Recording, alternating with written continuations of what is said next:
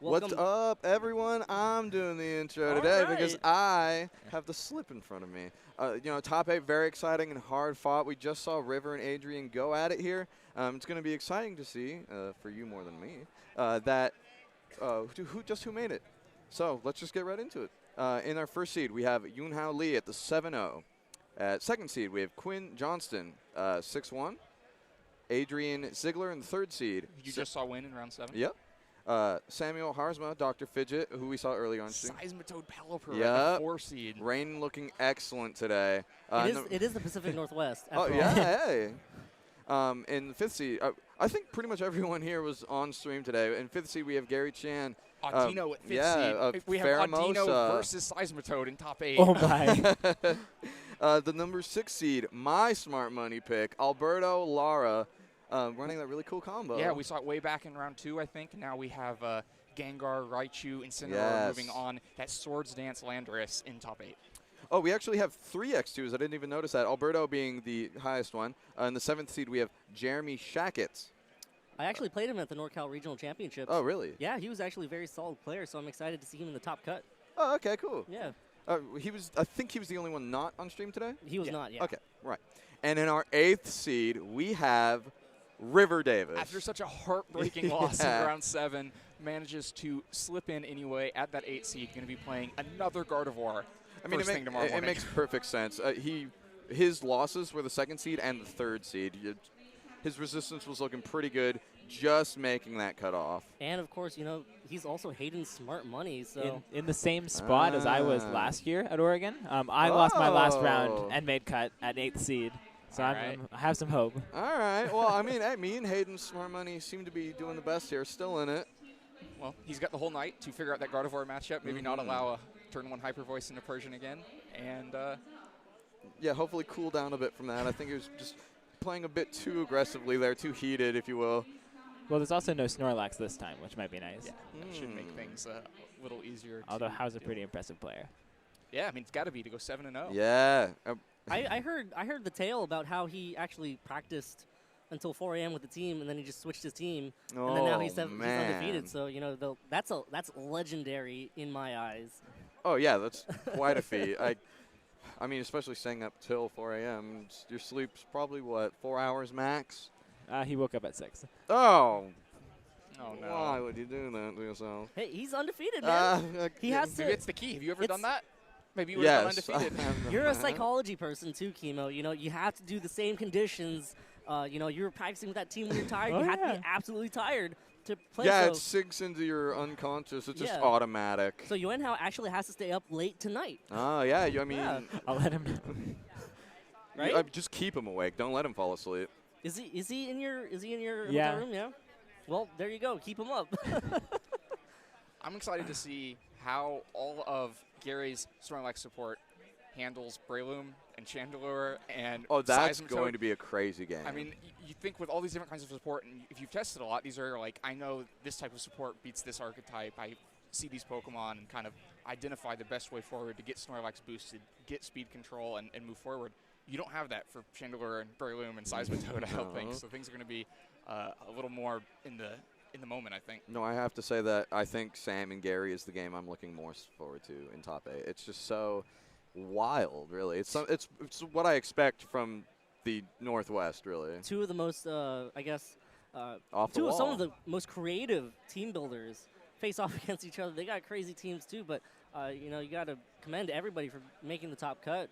8 solid players, 8 solid teams, and a lot of variety between all of the Pokemon. Oh yeah. We've already mentioned a few standouts.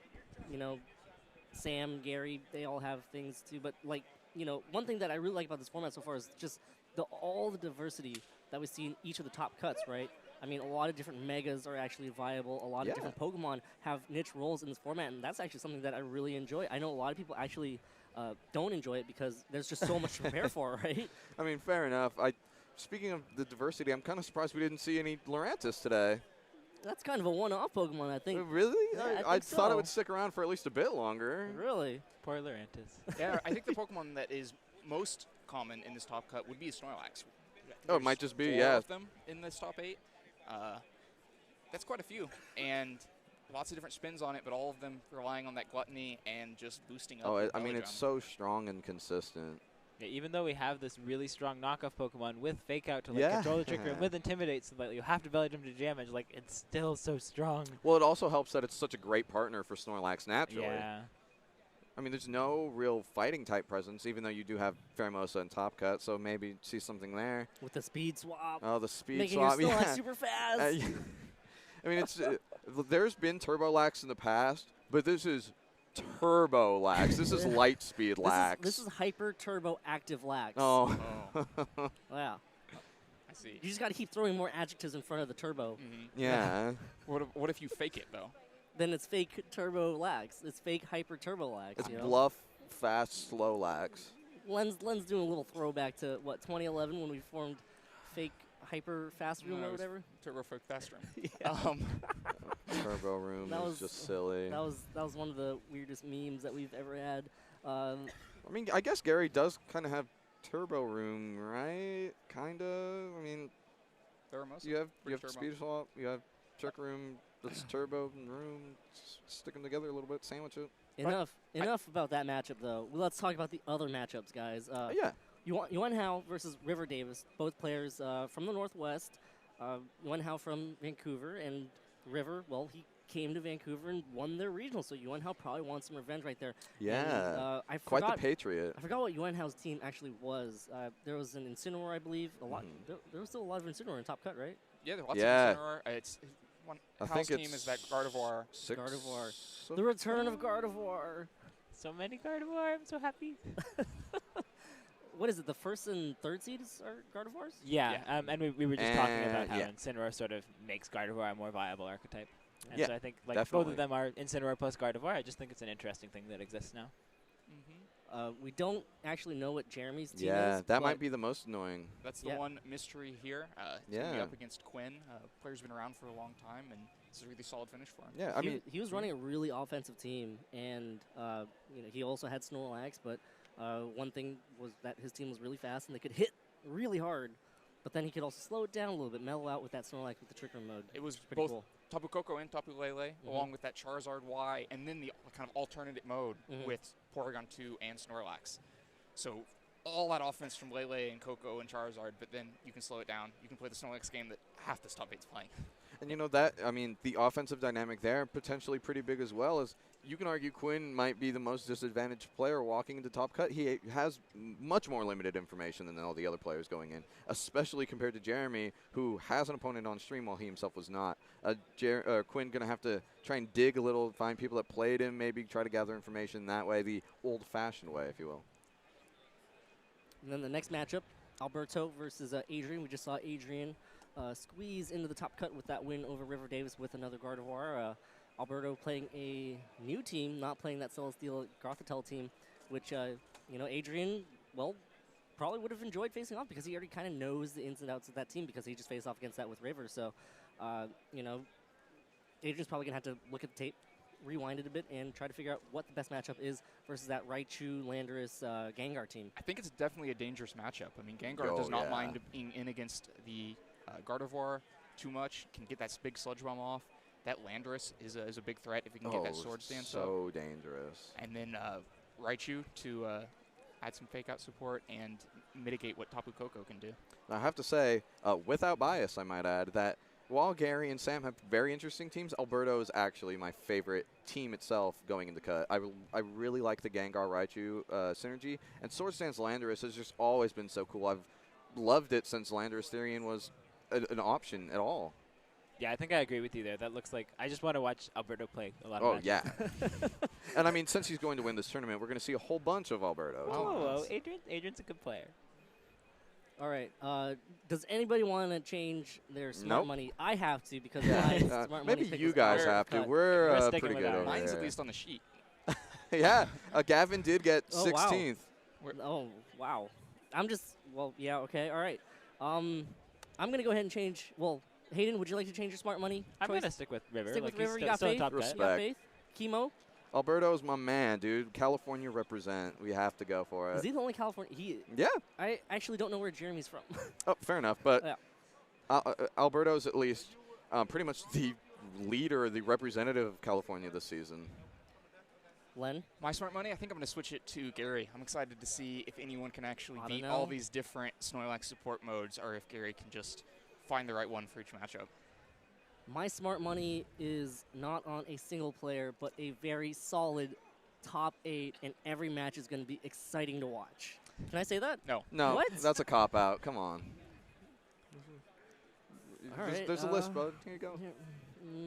My smart money. Pick someone from the 7-2 bracket. Quinn or Jeremy. And then none of our smart monies face off in top 8. I'm going to go with Jeremy Shackett. You know what? Oh, the blind pick. The dark horse candidate. You know, I played him. I actually have experience playing against him. I know he's a very solid player. So I'm going to go ahead and put my smart monies out on Jeremy Shackett to take home the whole championship. He's going to defeat Quinn Johnson, and then he's going to defeat, well, whoever else comes in his way. Our smart money is in the entire lower half of the bracket. Ooh, it's... Oh. It is... Pick a single top seed. It is, you know, upset season. It's March Madness, right? So yeah. We're here all we about go. those Cinderella stories. Yeah. Actually, that's... I did not... Well, no, we didn't plan that. No, we did not. Yeah. A lot of the nationals, like in 16 and 15, I think no one in the higher seeds beat the lower seeds. Because everybody loves an underdog story, don't they? Yeah. Even RNG and Fate and whatever you want to call it loves the underdog. Any other closing thoughts before we wrap up for the day, Hayden? Don't think so. No? I'm looking forward to the future matches. Yeah, no, me too. Kimo? I mean, I'm very much ready to have my smart money win. I'm ready to shove it in the face of my co-commentators and prove that once again my thought process is just spot on. Len? I hope we see Breloom tomorrow. That's my closing thought. You are a pretty big Breloom fan. Anyways, that does it for us here at the 2018 Portland Regional Championships for tonight. But tomorrow, starting at 9 a.m. GMT -7, that's when the stream's going to go live. That is Pacific time. GMT -7. For He's people just who don't making speak sure, GMT yeah. -7, Pacific time. We'll be going to start with a pregame show, and then we're going to go ahead and go straight into the finals. Yeah, we're just going to go ahead and broadcast matches. All the matches. What? All right. Okay. Yeah. Well, I mean, would you like to add anything else to that You one? have something to say, Len? Yeah. Yeah, I mean, so we're going to start with the juniors finals, right? And move in on to the seniors finals. Yeah. And then we'll start with all of the Masters top 8. We're going to show you all 6 of those matches, or 7 of those matches, the 4 top 8s, and on. Yeah. So, again, that's 9 a.m. GMT -7 Pacific time. Tune in. It's going to be a blast. You know, a lot of great Pokemon in Top Cut. Again, from us at Nugget Bridge, thank you for tuning in today. Tune in tomorrow. That's Hayden. That's Kimo. That's Len. That's me. Peace out, guys.